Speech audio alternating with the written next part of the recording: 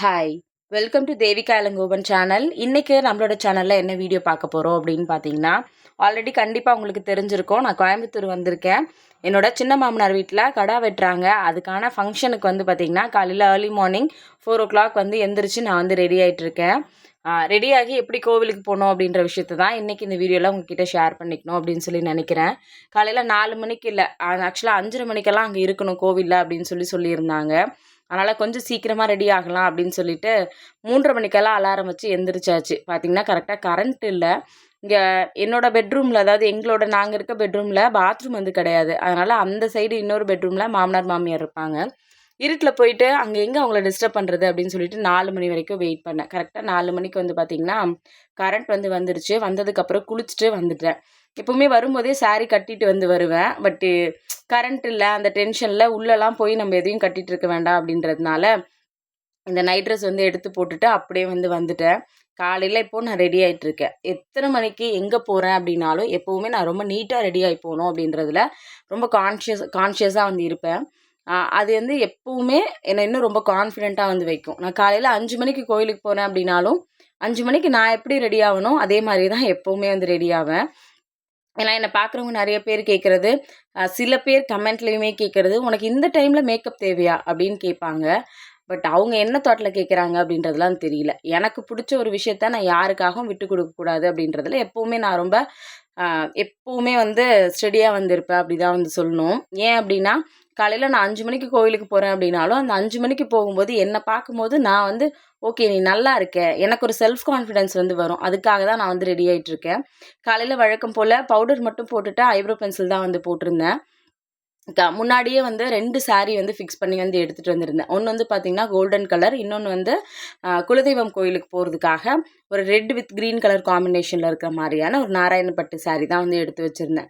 கோவிலுக்கு போகிறோம் அப்படின்றதுனால கட்டுறதுக்கும் கொஞ்சம் கம்ஃபர்டபுளாக இருக்கணும். பட்டு சாரீ மாதிரி இருந்தால் எனக்கு ரொம்ப குத்துற மாதிரியெல்லாம் இருந்துச்சு அப்படின்னா எனக்கு அந்த மாதிரி சாரீஸ் எல்லாம் எப்போவும் செலக்ட் பண்ணவே வந்து மாட்டேன். நம்மளோட தேவேஷ் புட்டிக்லையுமே அந்த மாதிரி சாரீஸ் எப்பவும் எடுத்துகிட்டு வந்தது கிடையாது.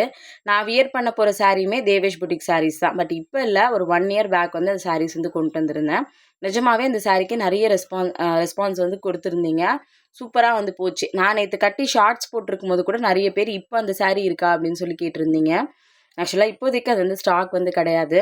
லிப்ஸ்டிக் ஷேடு வந்து ஒரு சிஸ்டர் கேட்டுகிட்டே இருந்தாங்க. பட் அவங்க நான் சென்னை வந்ததுக்கப்புறம் மெசேஜ் பண்ணுறேன் சிஸ்டர், ஊரில் இருக்குது அப்படின்னு சொல்லியிருந்தேன். இங்கே வந்து செக் பண்ணி பார்க்கும்போது தான் அது என்னோடய ஹேண்ட்பேக்கில் இருந்தது எனக்கு வந்து தெரிஞ்சிச்சு. காலையில் அந்த லிப்ஸ்டிக் ஷேடு மட்டும்தான் வந்து போட்டிருந்தேன். மேக்கப்புன்னு வந்து பார்த்திங்கன்னா நார்மலாக ஐப்ரோ பென்சிலு, லிப்ஸ்டிக் வந்து போட்டிருந்தேன். கூடவே வந்து பார்த்திங்கன்னா ஐலைனர் எப்பவும் வைக்கிறது தான். ஐலைனர் வச்சுட்டு அதுக்கப்புறம் ஷைனர் வந்து போடுவேன். எங்கே போனாலும் அந்த ஷைனர் போடுறது எனக்கு ரொம்ப வந்து பிடிக்கும். அதனால் அது போட்டுட்டு தான் வந்து ரெடி ஆவேன். காலையில் என்னோடய சின்ன மாமியார் தான் வந்து பேசிகிட்டு இருக்காங்க. அவங்க ஆக்சுவலாக வரும்போதே வந்து ரெடி ஆகி வந்துட்டாங்க. அவங்க ரெடி ஆகிட்டாங்க கோவிலுக்கு போகிறதுக்கு. பட் அவங்க வீட்டில் யாருமே வந்து எந்திரிக்கவே இல்லை. காலைல 4:30 மணிக்கு வந்து பேசிகிட்டு இருந்தாங்க. நான் வீட்டில் பிரம்ம முகூர்த்த விளக்கெல்லாம் ஏற்றிட்டு அதுக்கப்புறம் தான் போகணும் அப்படின்றதுக்காக ரெடி ஆகிட்டு இருந்தேன். அதுக்கப்புறம் என் ஹஸ்பண்ட் ஏதோ வந்திருந்தாருன்னு நினைக்கிறேன். அவர்கிட்ட தான் ஏதோ கோவமாக பேசிகிட்டு இருக்கேன். பட் என்ன அப்படின்றது தெரியல.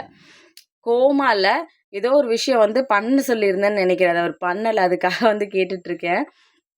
இங்கே வந்து இன்றைக்கி கூட கேட்டிருந்தாங்க, வீடியோஸ் வந்து இன்றைக்கி லாங் வீடியோஸ் வருமா அப்படின்னு. நாளையிலேருந்து ரெகுலராக நீங்கள் எதிர்பார்க்குற மாதிரியான வீடியோஸ் வந்து கண்டிப்பாக வந்து வரும்.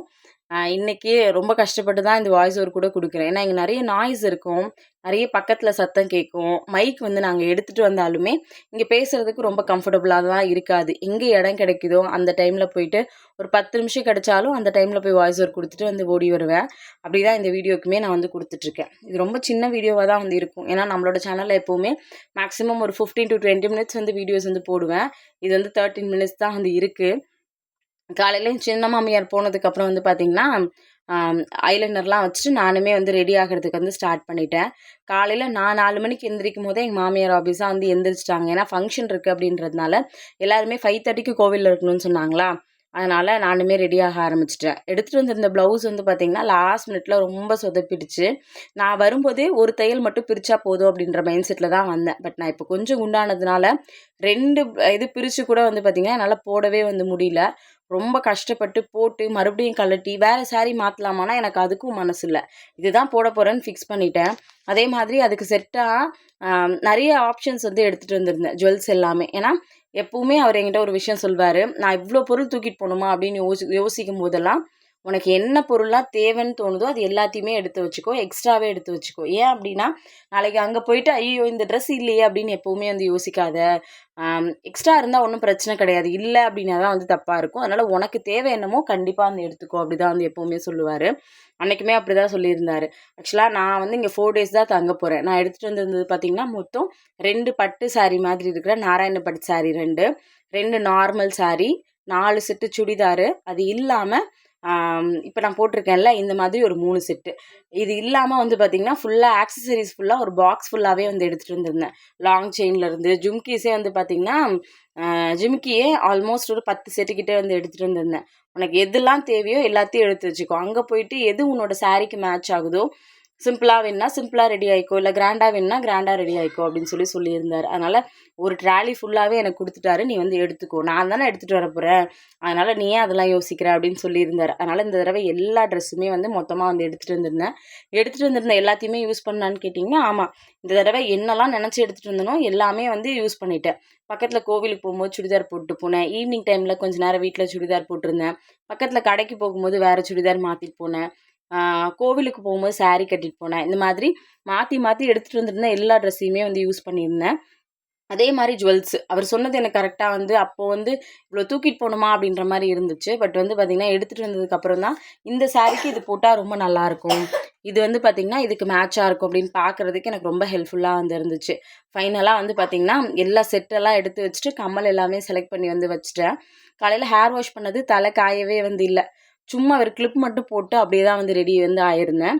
இதுவுமே வந்து பார்த்தீங்கன்னா, என்னோட தங்கச்சி வாங்கி குடுத்த மேக்கப் பவுச் மட்டும் தான் எடுத்துட்டு வந்திருந்தேன். ஏன்னா, என்கிட்ட பெருசா மேக்கப் திங்ஸ்ன்னு வந்து பார்த்தீங்கன்னா, எதுவுமே வந்து கிடையாது. காஜல்லாம் போட்டு முடிச்சுட்டு மஸ்காரா போட்டேன். அடுத்தது வந்து பார்த்தீங்கன்னா, ஷைனர் எப்பவுமே யூஸ் பண்ணுவேன்னு சொன்னேன்ல. எனக்கு வந்து அந்த ஐ ஷேடோ பேலட்ல இருக்கிற ஷைனர் வந்து ரொம்ப பிடிக்கும். அது என்னோட முகத்துக்கு எது சூட்டபிளா இருக்கோ, அதுதான் வந்து யூஸ் பண்ணிட்டு இருந்தேன். ஹஸ்பண்ட் வந்து ஆக்சுவலா அயர்ன் பாக்ஸ் வந்து கேட்டுட்டு இருந்தாருன்னு நெனைக்கிறேன். அதனால தான் வந்து எடுத்து குடுக்குறேன். ரெடி ஆயிட்டு காலையில பிரம்ம முகூர்த்த பூஜையுமே வந்து பண்ணிட்டேன். எங்க மாமியார் என்ன பண்ணாங்க அப்டின்னா, "நீ ரெடி ஆயிட்டு வந்துருமான்னு" சொல்லிட்டு என்னோட சின்ன மாமியார் வீட்டுக்கு வந்து போயிட்டாங்க. காலையிலயே அவங்க வந்து வீட்ல தோரணம்லாம் வந்து கட்டணும். சாமிக்கு பூவெல்லாம் போட்டு விளக்கேத்தணும். நீ வந்து ஏத்திருமா அப்படின்னு சொன்னதுனால, ஆ நான் கடைசி நிமிஷத்துல தான் வந்து போற மாரி இருந்துச்சு. நான் சாரியெல்லாம் கட்டிட்டு, அதுக்கப்புறம் ஒரு தடவ போய் பார்த்துட்டு வந்தேன். "அம்மா நான் வீட்ல விளக்கு மட்டும் ஏத்தல. விளக்கு ஏத்திட்டு வந்துடுறேன்" அப்படின்னு சொல்லிட்டு, அதுக்கப்புறம் தான் வந்து பார்த்தீங்கன்னா, நம்ம வீட்ல வந்து வாசல்ல இங்க விளக்கு வைக்க முடியாது. ஏன் அப்படின்னா, எலி தொல்லை கொஞ்சம் ஜாஸ்தியா இருக்கு. வெளியில வாசக்கதவ தொறந்து வச்சோம் அப்படின்னா, உள்ள எலி வந்துருது. அதனால வெறும் பூஜை ரூம்ல மட்டும் 5 அகல் விளக்கு இல்ல. வீட்ல இருந்த 5 விளக்கு மட்டும் ஏத்தி பிரம்ம முகூர்த்த பூஜைலாம் வந்து பண்ணியாச்சு. நாங்க ஆக்சுவலா ரெடி ஆயிட்டு, சின்ன மாமியார் வீட்ல போய் பார்க்கும்போது, மாமியார் மட்டும் தான் ரெடியா இருந்தாங்க.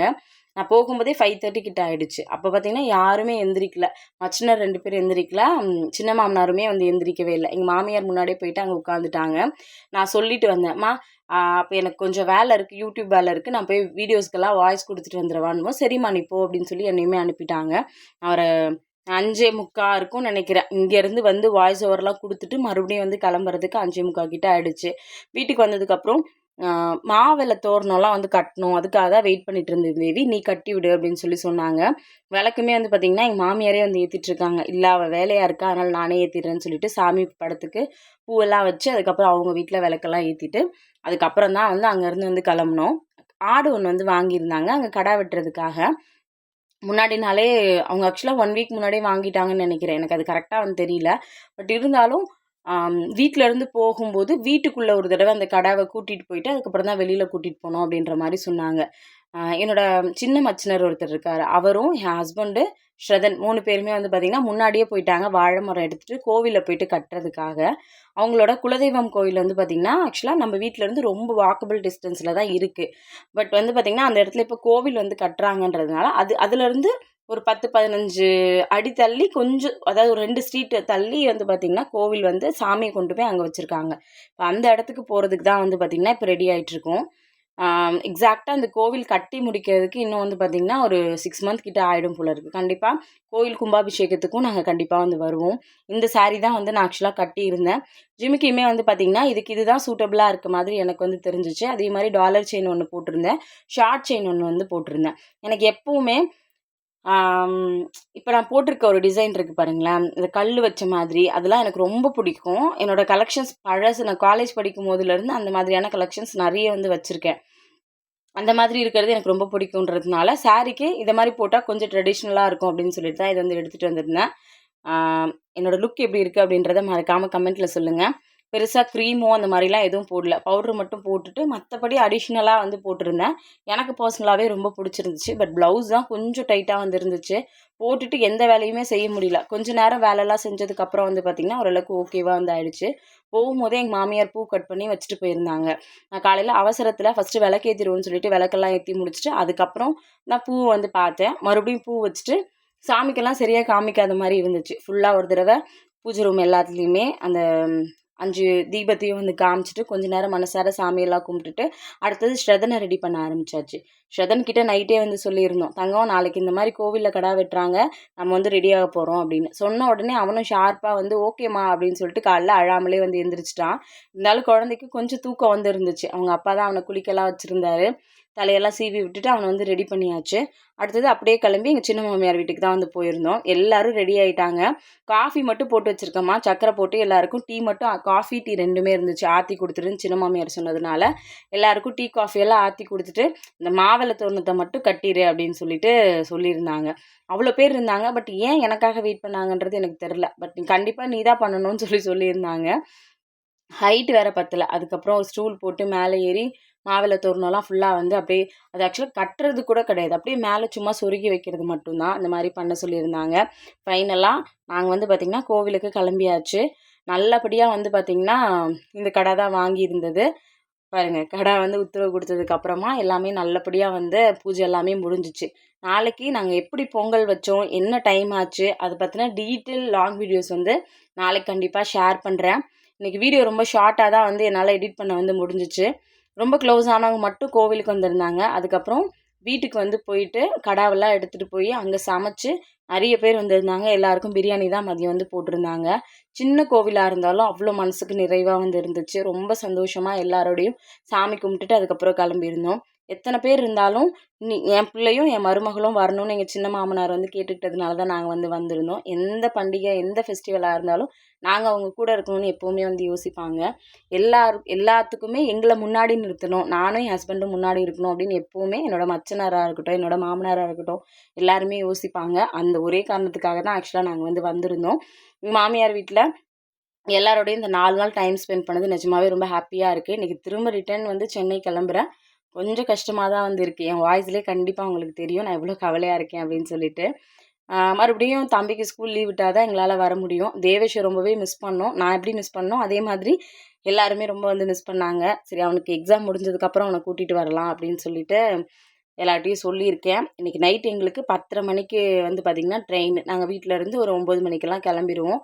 ரயில்வே ஸ்டேஷன் இங்கேருந்து ஒரு 15 நிமிஷம் தான், இருந்தாலும் கொஞ்சம் முன்னாடியே போயிடலாம் அப்படின்னு பிளான் பண்ணியிருக்கோம். சாமியை நல்லா வேண்டிக்கோங்க. கண்டிப்பாக நீங்கள் நினைக்கிற எல்லா விஷயமும் நல்லபடியாக நடக்கணும்னு உங்களுக்காகவும் நான் வேண்டிட்டு வந்திருக்கேன். கண்டிப்பாக நீங்கள் என்ன விஷயம் மனசில் நினச்சாலும் அது கண்டிப்பாக நடக்கும். Thank you so much. இந்த வீடியோ கண்டிப்பாக உங்களுக்கு பிடிக்கும் அப்படின்னு சொல்லி நினைக்கிறேன். நாளைக்கு டீட்டெயிலாக வீடியோவில் வந்து பார்க்கலாம். Thank you so much. Love you all. Thank you.